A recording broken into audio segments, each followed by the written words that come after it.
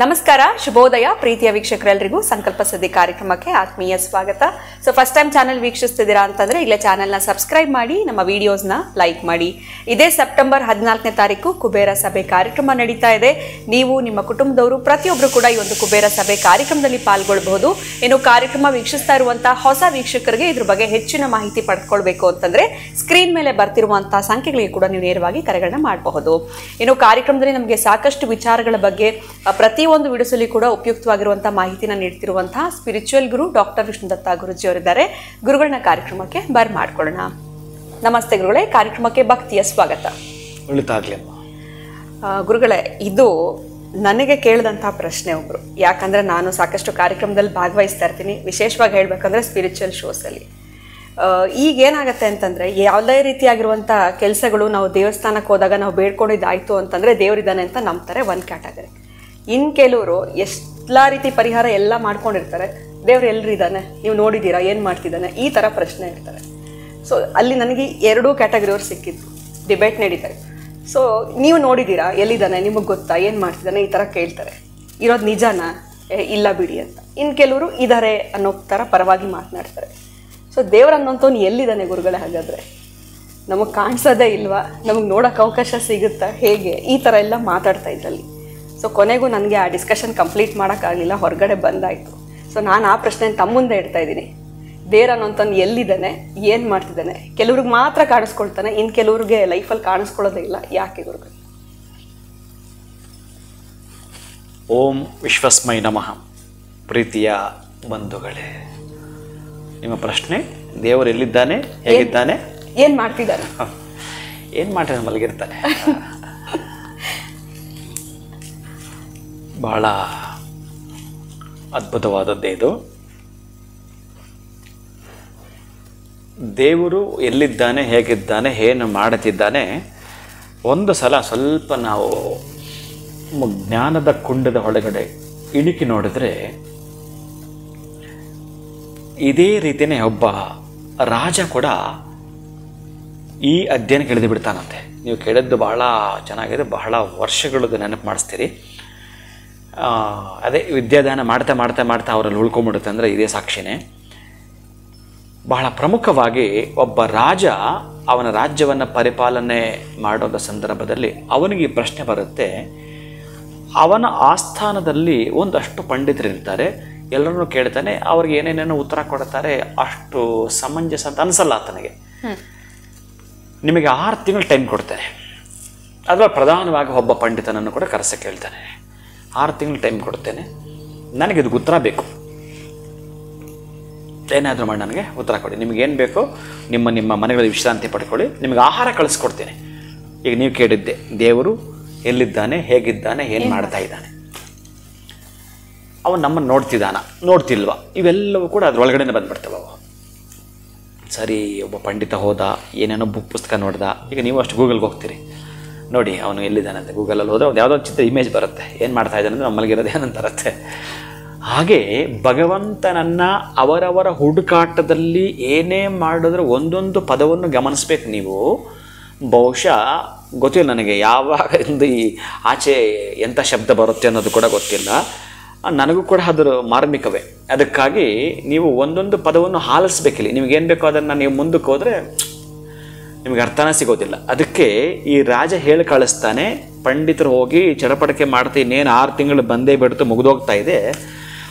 ಒಂದು ಪಂಡಿತನ ಮನೆಯಲ್ಲಿ ಒಬ್ಬ ಬಾಲಕ ಇದ್ದ, ಅವನಿಗೊಂದು 14-15 ವರ್ಷ. ಅವನೇನು ಅಂತ ಓದ್ಕೊಂಡವನಲ್ಲ. ಆ ಪಂಡಿತನ ಮನೆಯಲ್ಲಿ ಹಸುಗಳು ಮೇಯಿಸೋದು, ಗೋವುಗಳನ್ನ ಮೇಯಿಸೋದು. ಏನು ಬೆಳಗ್ಗೆ ಏನೋ ತಿಂಡಿ ಕೊಡ್ತಾರೆ, ಊಟ ಮಾಡ್ತಾನೆ, ಮತ್ತು ಗೋವುಗಳು ನೋಡ್ಕೊಂಡು ಹೋಗ್ತಾನೆ, ಬರ್ತಾನೆ. ಈ ರೀತಿ ಅವನು ಗೋವುಗಳನ್ನು ಮೇಯಿಸ್ಕೊಂಡು ಅವನು ಯಾವಾಗಲೂ ಒಂದು ನೋಡಿ, ಅವನ ಪೂರ್ವಾರ್ಜಿತ ಕರ್ಮಫಲ, ಆ ಪೂರ್ವಾರ್ಜಿತದ ಪುಣ್ಯಫಲ ಇತ್ತು ಅವನ ಒಳಗಡೆ ಯಾವಾಗಲೂ ಗೋವಿಂದೇತಿ ಸದಾ ಸ್ನಾನಂ, ಗೋವಿಂದನ ನಾಮಸ್ಮರಣೆ ಯಾವುದೋ ಒಂದು ಮಾಡ್ತಿರ್ತಾನೆ. ಅವನ ಬಾಯಿಗೆ ಬಂದಿದ್ದೆಲ್ಲ ಗೋವಿಂದನ ಪದ. ಈಗ ಅವನು ಯಾರೋ ಕೂರುಗಾಹಿ ಇದ್ನಲ್ಲ ಹನುಮಂತ, ಅವನು ಯಾವುದೋ ಸ್ಕೂಲು ಕಾಲೇಜ್ಗೆ ಹೋಗಿ ಸಂಗೀತ ಕಲ್ತವನೇನಲ್ಲ, ಕುರಿಗಳನ್ನ ಹೊಡ್ಕೊಂಡು ಹೋದ. ಅಲ್ಲೇನೋ ಅವನಿಗೆ ಆಲಾಪನೆಗಳು ಸ್ಟಾರ್ಟ್ ಮಾಡ್ಕೊಂಡು ಒಂದು ಎಷ್ಟೋ ಜನ ಈ ರೀತಿ ಹಾಡ್ತಾರೆ ಪಾಪ. ತುಂಬ ಜನ ಹಾಡುತ್ತಾರೆ, ಅವ್ರಿಗೊಂದು ವೇದಿಕೆ ಸಿಕ್ಕಿಲ್ಲ. ಹೌದು, ವೇದಿಕೆ ಸಿಕ್ಕಿಲ್ಲ. ಟ್ಯಾಲೆಂಟ್ ಇರುತ್ತೆ ಪಾಪ ಬಹಳ ಇದ್ದಾರೆ ಆ ಥರ ಜನ. ಆ ವೇದಿಕೆ ಸಿಗಬೇಕಂದ್ರೆ ಸ್ವಲ್ಪ ಅವರು ಪ್ರಯತ್ನ ಪಡಬೇಕು. ಈಗ ಹಂಗಾಗಿದೆ ಸಮಾಜ. ಈಗ ಮೋದಿಯವರು ಎಲ್ಲೋ ಇದ್ದವ್ರನ್ನ ಗಮನಿಸಿಬಿಟ್ಟು ಎಷ್ಟು ಚೆನ್ನಾಗಿ ಪದ್ಮಶ್ರೀ ಮತ್ತೊಂದಿನದೆಲ್ಲ ಕೊಡ್ತಿದ್ದಾರೆ. ಇದನ್ನು ಯಾರು ಮಾಡ್ತಿದ್ದಾರೆ? ಮೊದಲು ತುಂಬ ವಯಸ್ಸಾಗಿರೋರು ಅವರ ಮಾಡಿರೋ ಸೇವೆಯನ್ನು ಗಮನಿಸಿ. ಅದು ಯಾರೋ ಒಬ್ಬ ಆತನ ಹೆಸರು ಏನೋ ಇದೆ, ಬಂದರೆ ಹೇಳ್ತೀನಿ ನಾನು. ಈ ಆರೆಂಜ್ ಫ್ರೂಟು ಅದನ್ನು ಮಾರಿ ಬಂದಿರತಕ್ಕಂಥ ಹಣದಲ್ಲಿ ಸ್ಕೂಲ್ ಕಟ್ಸ್ಕೊಟ್ಟಿದ್ದಾನೆ, ಸರ್ಕಾರಿ ಸ್ಕೂಲ್. ಆದರೆ ಎಷ್ಟು ಮಹಾ ಬರುತ್ತೆ.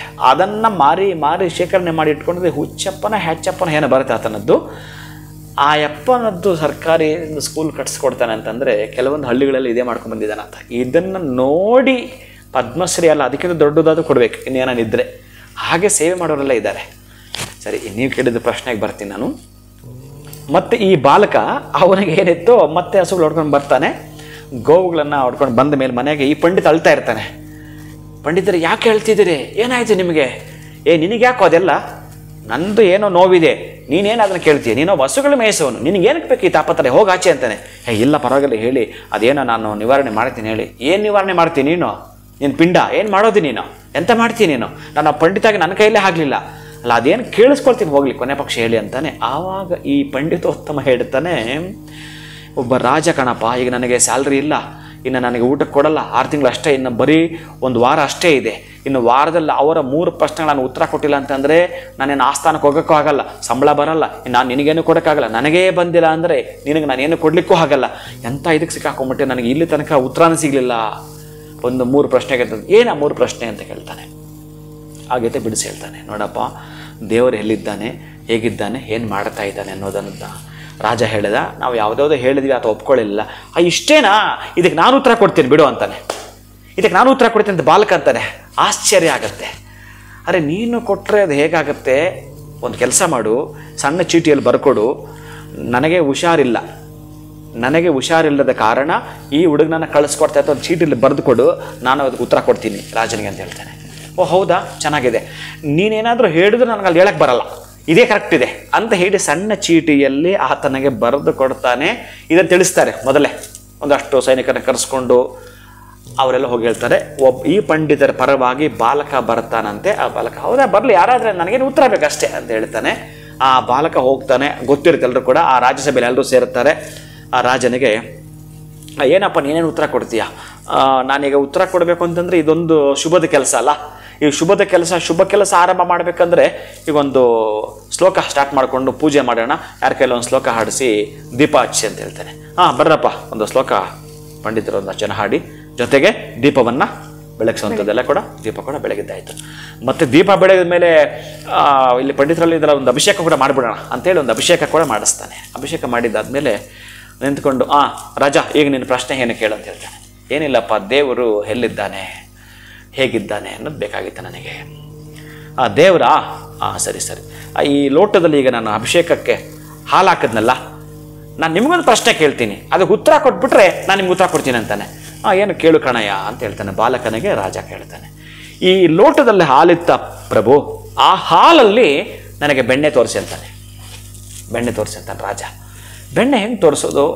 ಬೆಣ್ಣೆ ತೋರಿಸ್ಬೇಕಾದ್ರೆ ನಾನಿನ್ನ ಆ ಹಾಲನ್ನು ಕಾಯಿಸಿ ಅದಕ್ಕೆ ಹೆಪ್ಪಾಕಿ ಆ ನಂತರ ಅದನ್ನು ಕಡಿದಾಗ ಅದರಲ್ಲಿ ಬೆಣ್ಣೆ ಸಿಗುವಂಥದ್ದು. ಹಾಗೆ ದೇವರು ಕೂಡ ಮೊದಲು ಈ ಹಾಲಲ್ಲಿ ಸಿಗಲಿಲ್ಲ. ಅದಕ್ಕೆ ಒಂದು ಪ್ರೋಸೆಸ್ ಇದೆ, ಅದಕ್ಕೊಂದು ಅನುಷ್ಠಾನ ಇದೆ, ಅದಕ್ಕೊಂದು ಪ್ರಯತ್ನ ಇದೆ. ಹಾಗಿದ್ದರೆ ಮಾತ್ರ ನಾವು ದೇವರನ್ನು ನೋಡಲಿಕ್ಕೆ ಸಾಧ್ಯ ಇದೆ. ದೇವರು ಎಲ್ಲಿದ್ದಾನೆ, ಹೇಗಿದ್ದಾನೆ ಅನ್ನೋ ನಿಮ್ಮ ಅಷ್ಟೂ ಪ್ರಶ್ನೆಗಳು ಏನಂತ ತಲೆಗೆ ಬರ್ತಾ ಇರುತ್ತೋ, ದೇವರು ಈ ಹಾಲು ಅಂತ ಏನಿದೆಯೋ ಹಾಲಲ್ಲಿ ಈಸ್ಟು, ವೆಸ್ಟು, ನಾರ್ತು, ಸೌತ್ಗಿದ್ದಾನೆ ಅಂತ ಹೇಳೋಕ್ಕಾಗುತ್ತೆ ನೀವು? ಈ ಬೆಣ್ಣೆ ನೋಡಿ, ಸೌತ್ಗಿದೆ ನೋಡು ಹಾಲಲ್ಲಿ, ನೋಡಿ ಈಸ್ಟ್ಗಿದೆ ಅಂತ ಹೇಳ್ತೀರಾ ನೀವು? ಹಾಲಲ್ಲಿ ಪೂರ್ತಿ ಇದೆ. ಅಂದರೆ ದೇವರನ್ನವನು ಈ ಬ್ರಹ್ಮಾಂಡದಲ್ಲಿ ಪೂರ್ಣ ಅಡಗಿದ್ದಾನೆ. ಒಂದು ಲೋಟ ಹಾಲು ಎಷ್ಟೋ ಅಷ್ಟೇ ಇರೋದು ಈ ಜಗತ್ತು. ಈ ಜಗತ್ತಿರೋದು ಅಷ್ಟು. ಆ ಹಾಲೆಲ್ಲ ಬೆಣ್ಣೆ ಇದೆಯಲ್ಲ, ಹಾಗಿದ್ದಾನೆ ದೇವರು. ಬಹಳ ಚೆನ್ನಾಗಿ ಉತ್ತರ ಕೊಟ್ಟೆಯಪ್ಪ, ನನಗೆ ಅರ್ಥ ಮಾಡಿಸ್ಬಿಟ್ಟೆ, ನನ್ನ ಜನ್ಮವನ್ನು ಜಾಲಾಡಿಬಿಟ್ಟೆ ನೀನು.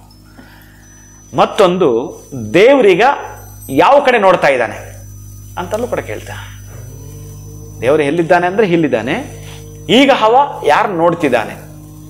ನಿಮ್ಮನ್ನೇ ನೋಡ್ತಾ ಇದ್ದಾನೆ ಅಥವಾ ನನ್ನನ್ನೇ ನೋಡ್ತಾ ಅಂತ ಹೇಳಕ್ ಬರಲ್ಲ. ಯಾಕೆ ಬರಲ್ಲ ಅಂತಂದ್ರೆ, ಅಗೋ ಆ ದೀಪ ಹಚ್ಚಿದ್ರಲ್ಲ, ನೀವು ನನ್ನ ಪ್ರಶ್ನೆಗೆ ಉತ್ತರ ಕೊಡಿ. ಆ ದೀಪ ಈಗ ನನ್ನನ್ನು ನೋಡ್ತಾ ಇದೆಯಾ, ನಿಮ್ಮನ್ನು ನೋಡ್ತಾ ಇದೆಯಾ ಅಂತ ಕೇಳ್ತಾನೆ. ದೀಪ ಎಲ್ಲ ಕಡೆ ನೋಡ್ತಾ ಇದೆ. ಹಾಗೆ ದೇವರು ಎಲ್ಲ ಕಡೆ ನೋಡ್ತಾ ಇರ್ತಾನೆ. ಮತ್ತೆ ಏನ್ ಮಾಡ್ತಿದ್ದಾನೆ ಅದಕ್ಕೆ ಉತ್ತರನಾ? ಸರಿ, ಈಗ ನೀವು ಪ್ರಶ್ನೆ ಕೇಳ್ತಿದ್ರಲ್ಲ, ನೀವು ಶಿಷ್ಯ ಆಗ್ತೀರಿ. ಈಗ ನಾನು ಉತ್ತರ ಕೊಡೋನಲ್ಲ, ಗುರು ಆಗ್ತೀನಿ. ಈಗ ಅದು ಮಾಡ್ಬೋದಾ? ಮಾಡ್ಬೋದು. ಸರಿ, ಈಗ ಗುರು ಅನ್ನುವವನು ಸ್ವಲ್ಪ ಎತ್ತದಲ್ಲಿ ಕೂತ್ಕೊಂಡಿರ್ತಾನೆ, ಶಿಷ್ಯ ಪ್ರಶ್ನೆ ಕೇಳೋನು ಕೇಳ್ಕೊಳ್ತಿರ್ತಾನೆ. ಹೌದಾ, ಇದಕ್ಕೆ ಒಪ್ಕೊಳ್ತೀಯಾ? ಒಪ್ಕೊಳ್ತೀನಿ. ಹಾಗಿದ್ರೆ ನನಗೆ ಸ್ವಲ್ಪ ಅವಕಾಶ ಕೊಡ್ತೀಯಾ ನಿನ್ನ ಸಿಂಹಾಸನ ಕೂತ್ಕೊಳ್ಳೋಕ್ಕೆ? ಅಂತೇಳಿ ಆತ ಕೆಳಗಿಳಿತಾನೆ. ಈತ ಹೋಗಿ ಅಲ್ಲಿ ಮೇಲೆ ಕುಳ್ಕೊತಾನೆ ಹುಡುಗ.